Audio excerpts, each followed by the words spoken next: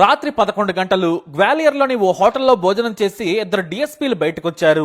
వీళ్ళిద్దరూ ఎస్ఐలుగా ఒకేసారి కలిసి కెరీర్ మొదలు పెట్టారు. వారి పేర్లు Ratnesh Singh Tomar, Vijay Singh Bhadoria. By elections duty పట్టంతో ఇద్దరు కలుసుకున్నారు. ఇద్దరు క్రైమ్ బ్రాంచ్ లోనే పనిచేస్తున్న లొకేషన్స్ వేరు. అయితే డ్యూటీ ఒకే చోట పడడంతో రాత్రి సమయంలో భోజనం కోసం కారులో బయటకొచ్చారు. చలికాలం కావడంతో రోడ్లన్నీ ఖాళీగా ఉన్నాయి. విజయ్ కారును పాన్ షాప్ దగ్గర ఆపమని డ్రైవర్ కు చెప్పాడు. పాన్ షాప్ దగ్గర కారు ఆగింది. చలి ఎక్కువగా ఉండడంతో ఓ సిగరెట్ తాగాలనుకున్నారు. రత్నేష్ కూడా కారు దిగాడు. విజయ్ సిగరెట్ కాల్చుతూ పక్కకు చూశాడు. గ్వాలియర్ లష్కర్ ప్రాంతంలోని ఓ ఫంక్షన్ హాల్ దగ్గర బెగ్గర అన్నం ఏరుకుంటున్నాడు. పైగా బట్టలు లేవు, కాళ్లకు చెప్పులు కూడా లేవు. అతన్ని చూడగానే డిఎస్పీ విజయ్ మనసు చివుక్కుమంది. డ్రైవర్ ని పిలిచి పక్కనే ఉన్న హోటల్లో భోజనం పార్సల్ తీసుకురమ్మని 500 రూపాయల నోట్ ఇచ్చాడు. డ్రైవర్ భోజనం తీసుకుని వచ్చాడు. విజయ్ రత్నేష్ లు బెగ్గర్ను చూసి అయ్యో పాపమనుకున్నారు. ఇద్దరు ఆ బెచ్చగాడి దగ్గరికి వెళ్లారు. ఆ చెత్తలోని అన్నం ఏరుకోకు, ఇదిగో భోజనం, పక్కనే కూర్చొని తినమని చెప్పాడు. సడన్ గా వాటర్ లేదని గ్రహించిన విజయ్ డ్రైవర్ ని పిలిచి కారులోని 2 వాటర్ బాటిల్స్ తీసుకురమ్మని చెప్పాడు. ఆ వాటర్ బాటిల్స్ ఇస్తూ చేతిని శుభ్రంగా కడుక్కొని తినమన్నాడు. అయితే చేతికి భోజనం ఉన్న పార్సల్ కవర్ ఇస్తూ ఉండగా బిచ్చగాడి చేతులు వణుకుతూ ఉన్నాయి. సరైన బట్టలు లేవు. దీంతో మరో క్షణం ఆలోచించకుండా తాను వేసుకున్న 5000 ఖరీదైన జాకెట్ ని విప్పి బిచ్చగాడికి తొడిగారాయన. ఇక రత్నేష్ తన క్యాజువల్ షూని బిచ్చగాడికి ఇచ్చాడు. ఇక్కడే ఉంటావా అంటే ఇక్కడే ఉంటానన్నాడు. రేపు దుప్పట్లు మా డ్రైవర్ తో పంపిస్తాను, జాగ్రత్తగా వాడుకోమని చెప్పారు. సరేనని చెప్పాడు బిచ్చగాడు. ఆ తర్వాత ఇద్దరు కారు వైపు బయలుదేరారు. మరో 4 రోజుల్లో ఎన్నికలు. ఆ పనులున్నాయని మాట్లాడుకుంటూ వెనుదిరిగారు. కానీ ఇంతలోనే ఆ బిచ్చగాడు అరే రత్నేష్, అరే విజయ్ అని పిలిచాడు. దీంతో వెనక్కి తిరిగారు ఇద్దరు. ఆ పిలుపు విని షాక్ అయిపోయారు. ఎవరితను, మన పేర్లు ఎలా తెలుసు, పైగా మొదటి పేరుతోనే పిలుస్తున్నాడని ఒకరి మొహం ఒకరు చూసుకున్నారు. ఇంకెవరైనా పిలిచారా అని చుట్టూ చూశారు. ఎవరూ లేరు. కొంపదీసి ఎప్పుడైనా మనం ఇతన్ని అరెస్ట్ చేశామా? ఒకవేళ చేస్తే ఒరే ఎందుకంటాడు, పిచ్చోడిలా మారి పిలిచాడా అనుకుని దగ్గరకెళ్లారు. తీక్షణంగా చూశారు. నీకు తెలుసా అంటే నీకు తెలుసా అనుకున్నారు. ఇద్దరు అలానే మాట్లాడుకుంటున్నారు. రత్నేష్ తన ఫోన్ తీసి బెచ్చగాడి మొహాన లైట్ వేశాడు. కానీ గుర్తించలేదు. ఎవరు నువ్వు, మేం మీకెలా తెలుసన్నారు. ఆ ప్రశ్న వినగానే బ్యాచ్ నంబర్ 1999 నాకు తెలుసురా అన్నాడు. ఆ గొంతు వినగానే రే మన మనీష్ మిశ్రా అని విజయ్ గుర్తించాడు. తమ పాత బ్యాచ్ మేట్ ను చూసి ఒక్కసారిగా ఇద్దరు బాధపడ్డారు. ఏమైందిరా ఎలా అయ్యామంటే ఏమో నాకేం తెలుసు, ఇలా అయ్యానన్నాడు. కొన్ని ప్రశ్నలకు బాగానే సమాధానం చెబుతున్నాడు. వెంటనే అతన్ని తమ కారులో రావాలని కోరారు. కానీ తాను రానన్నాడు. ప్లీజ్ వస్తే నీకు మంచి భోజనం పెట్టిస్తాం, మనం కలిసి మాట్లాడుకుందామని బ్రతిమలాడారిద్దరు. కానీ తాను రానన్నాడు. సరే నువ్వు పడుకోమని చెప్పి వెళ్లిపోయారు. ఆ మర్నాడు ఉదయమే ఇద్దరు 2 కార్లలో వచ్చారు. అంతేకాదు తమకు తెలిసిన వ్యక్తి ద్వారా స్వర్గ సదన్ షెల్టర్ సిబ్బందిని కూడా తీసుకొచ్చారు. మనీష్ ను తమ వెంట రావాలని బ్రతిమలాడారు. కానీ రానన్నాడు మనీష్. తమ ఫోన్ లో మన అప్పటి స్నేహం చూడమని బ్యాచ్ ఫోటోలన్నీ చూపించారు. చివరకు వాటిని చూసి నవ్విన మనీష్ మనమే కదా అన్నాడు. ఎలా ఉంది డ్యూటీ, ఇప్పుడైనా సరిగ్గా కాలుస్తున్నావా లేదంటే చేయి వణుకుతుందా అని జోక్ చేశాడు మనీష్. ఆ మాట విన్న విజయ్ నువ్వు వచ్చి తొందరగా ట్రైనింగ్ ఇవ్వాలి పద అన్నాడు. మనీష్ ను షెల్టర్ హోమ్ కి తీసుకెళ్లి నీటిగా గుండు కొట్టించి స్నానం చేయించి కొత్త బట్టలేశారు ఇద్దరు స్నేహితులు. అతని గురించి కుటుంబ సభ్యులకు ఫోన్ చేశారు. ఆశ్చర్యకరమైన విషయం ఏంటంటే పిచ్చివాడిగా మారక ముందు తన తమ్ముడు ఉమేష్ మిశ్రాకు తానే శిక్షణ ఇచ్చాడు. బాగా చదివించగా అతనికి కూడా ఎస్ఐ జాబ్ వచ్చింది. గుణా జిల్లాలో పనిచేస్తున్నాడని తెలుసుకున్నారు. ఫోన్ లోనే మిశ్రా గ్రామమైన శివపురి జిల్లాలోని రతియానా గ్రామంకు సమాచారం ఇచ్చారు. అతని తల్లిదండ్రులు తాము వస్తామని చెప్పారు. మీరు అక్కర్లేదు కానీ మీ అబ్బాయిని పంపించండి, మేము సైకియాట్రిస్ట్ తో చికిత్స చేయిస్తున్నాం, అతను వచ్చి వెళ్ళాక మీరు రండి, మీ అందరూ కలిస్తే మళ్ళీ మామూలు మనిషి అవుతాడని చెప్పాడు విజయ్. మొత్తం ట్రీట్మెంట్ ముగిశాకే తీసుకెళ్ళండి, నేను రోజు డాక్టర్ తో మాట్లాడుతుంటాను, మీరేం కంగారు పడద్దని చెప్పాడు డిఎస్పీ విజయ్. అసలు ఏం జరిగిందని విచారణ చేయగా విషాదకరమైన విషయాలు తెలిసాయి.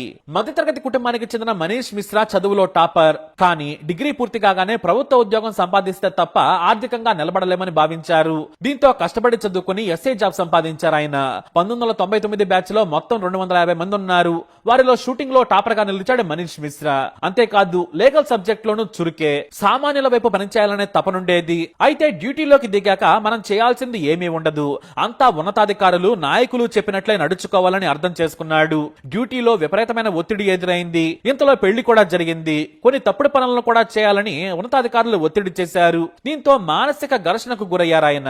నిత్యం ఆలోచిస్తూ ఉద్యోగం వదిలేయలేక తప్పుడు పని చేయలేక ఏకంగా మానసికంగా కుంగిపోయాడు. డిప్రెషన్ కు గురై లాంగ్ లీవ్ పెట్టేశాడు. ఆ తర్వాత కూడా మానసిక సమస్యల కారణంగా స్టేషన్ లో ఇష్టం వచ్చినట్లు ప్రవర్తించేవారు. ఉన్నతాధికారులు చెప్పినా కూడా ఎదురు తిరిగేవాడు. దీంతో మానసిక స్థితి సరిగ్గా లేదని సస్పెండ్ చేశారు. ఆ తర్వాత ఇంటి దగ్గరే ఉన్నాడు. కానీ చెప్పా పెట్టకుండా వెళ్లేవాడు. కుటుంబ సభ్యులు ఎన్నోసార్లు బయటకు వెళ్తే తీసుకొచ్చారు. చివరకు తాను ఎవరు, తన ఇల్లెక్కడ అనే విషయం కూడా మరిచిపోయి తిరగడం మొదలు పెట్టాడు. అలా ఏకంగా ఓ రోజు బయటకొచ్చి మిస్ అయిపోయాడు. అంతకు ముందే భర్తకు పిచ్చి పట్టిందని భార్య విడాకులు తీసుకుని వెళ్లిపోయింది. నాటి నుంచి ఎక్కడున్నాడో ఎవరికీ తెలియదు. ఇలా చివరకు తన బ్యాచ్ స్నేహితులైన విజయ్ రత్నేష్ లకు కనిపించాడు. అయితే విజయ్ కి మనీష్ కి పోలీస్ అకాడమీలో మంచి అనుబంధం ఉంది. ఇద్దరు ఒకే గదిలో ఉండేవారు. రైఫిల్ షూటింగ్ లో తడబడేవాడు విజయ్. కానీ మనీష్ ధైర్యం చెప్పి తుపాకీ పట్టుకోవడం నుంచి గురి చూసి కొట్టడం వరకు నేర్పించాడు. అంతేకాదు లీగల్ సెక్షన్లు, ఇతరత్రా కోర్టు సబ్జెక్టుల శిక్షణలో కూడా విజయ్ కి సాయం చేశాడు. అకాడమీ పరీక్షల్లో పాస్ కావడంలో విజయ్ కి సాయం చేశాడు. ఇక అకాడమీలో శిక్షణ పూర్తి చేసుకున్నాక పోస్టింగులు వేర్వేరు చోట్లొచ్చాయి. దీంతో ఇద్దరు దూరమయ్యారు. కానీ ఏదో ఒక సందర్భంలో మాత్రం కలుసుకునేవారు. హఠాత్తుగా కొన్నేళ్ల క్రితం మనీష్ ఉద్యోగం కోల్పోయాడు. ఈ విషయం విజయ్ కి తెలియదు. కానీ ఇప్పుడు డిఎస్పీ రేంజ్ కి ఎదిగారు. ఆయన క్రైమ్ బ్రాంచ్ లో సిన్సియర్ ఆఫీసర్ గా పేరు తెచ్చుకున్నాడు. తన స్నేహితుడి పరిస్థితి చూసిన విజయ్ అతను చికిత్స తీసుకునేంత వరకు సాయం చేశాడు. 3 ఏళ్ల మానసిక చికిత్స అనంతరం దాదాపుగా కోలుకున్న తర్వాత వారి తల్లిదండ్రులకు అప్పగించారు. వారు కూడా వృద్ధులే. అయితే ప్రతిరోజు మందులు వాడుతూనే ఉంటే సామాన్యంగా ప్రవర్తిస్తాడు. మందులు జాగ్రత్తగా వాడాలని డాక్టర్లు చెప్పారు. ఇప్పుడు మనీష్ కు 50 ఏళ్లు. మునుపటిలా సామాన్య వ్యక్తిలా లేకున్నా కూడా పర్వాలేదు. ఎవరితోనూ గొడవ పడకుండా ఇంట్లో నుంచి పారిపోకుండా గడుపుతున్నాడు. పేపర్లు చదువుతూ టీవీ చూస్తూ గడుపుతున్నాడు. తన సోదరుడే మనీష్ ని చూసుకుంటున్నారు. అలా తమలా డిఎస్పీ డ్రెస్ లో ఉండాల్సిన ఫ్రెండ్ ని బెచ్చగాడలా చూసి తట్టుకోలేకపోయినని విజయ్ మీడియాకు చెప్పారు. ముందు మేము అడిగితే ఏమీ చెప్పలేదు. మాట్లాడడానికి ట్రై చేసినా కూడా మమ్మల్ని పట్టించుకోలేదు. మేము వెళ్లిపోతుంటే పేర్లు పెట్టి పిలిచాడు. మా పేర్లు గుర్తుంచుకొని పిలిచాడంటే మానసికంగా కరెక్ట్ గానే ఉన్నాడు. కానీ ఎక్కడో చిన్న లోపం ఉందని చికిత్స చేయించాం. ఇప్పుడు బాగున్నాడు. మాకు అది చాలు. 2005 వరకు కూడా సిన్సియర్ ఆఫీసర్ గానే పనిచేశాడని నాకు రిపోర్ట్స్ ద్వారా తెలిసింది. అయితే డ్యూటీకి లాంగ్ లీవులు పెట్టడం, కొన్నిసార్లు అతిగా ప్రవర్తించడంతో డాక్టర్ల చేత ట్రీట్మెంట్ చేయించిన ఉన్నతాధికారులు పోలీస్ ఆఫీసర్ డ్యూటీకి అన్ఫిట్ అని తేల్చారు. అందుకే సస్పెండ్ చేశారని చెప్పుకొచ్చారు ఆయన. 10 ఏళ్ల తర్వాత నేను మిశ్రాని కలిశాను. కానీ ఇలాంటి పరిస్థితుల్లో కలవడం బాధనిపించింది. ఒకటి మాత్రం నిజం, పోలీస్ జాబులు అంత సులువు కాదు. మనం ముందు ఏదో ఊహించుకుని వస్తాం. కానీ ఇక్కడ వేరే లోకం ఉంటుంది. దాన్ని తట్టుకోవడమే కాదు, పోలీస్ ఉద్యోగమే జీవితం అనుకోవాలి. డిపార్ట్మెంట్ కు అనుగుణంగా మారాలంతే. మనం ఒక్కరమే ఉద్ధరిస్తామనుకుంటే మాత్రం కుదరదు. నేను ప్రజలకు దగ్గరగా ఉండాలనుకున్నాను. కానీ నేను క్రైమ్ ఇన్వెస్టిగేషన్ లో మంచి ఆఫీసర్ గా పేరు తెచ్చుకున్నాను. నన్ను డిపార్ట్మెంట్ అందుకే వాడుకుంటుంది. ఉన్నతాధికారి అయినా కూడా ఆకలి దాహం కూడా తీసుకోకుండా పనిచేయాల్సి ఉంటుంది. ఎన్నికల సమయం వస్తే భోజనం కూడా సరిగ్గా చేయం. డిఎస్పీ పై ర్యాంక్ నుంచి కాస్త ఉపశమనం ఉంటుంది. కానీ ఎస్ఐగా ఉంటే ఎంతటి ఒత్తిడి ఉంటుందో మాకు తెలుసు. మేము అవన్నీ దాటుకొనొచ్చాం. కానీ ఉమేష్ దాటలేకపోయాడంతే. మంచి మనిషి, సున్నిత మనస్కుడు. సమాజానికి ఏదో చేయాలని పై అధికారుల ఆదేశాలను, ఒత్తిడిని తట్టుకోలేకపోయాడు. అదే నష్టం చేసిందని బాధపడ్డారు క్రైమ్ బ్రాంచ్ డిఎస్పీ విజయ్. తన స్నేహితుడిని మాత్రం రోజు తలుచుకుంటున్నారు ఆయన. మరి ఈ స్టోరీపై మీరేమంటారు? మీ అభిప్రాయాన్ని కామెంట్ ద్వారా తెలియజేయండి. వీడియో లైక్ చేయండి, షేర్ చేయండి, మా ఛానల్ సబ్స్క్రైబ్ చేసుకోండి.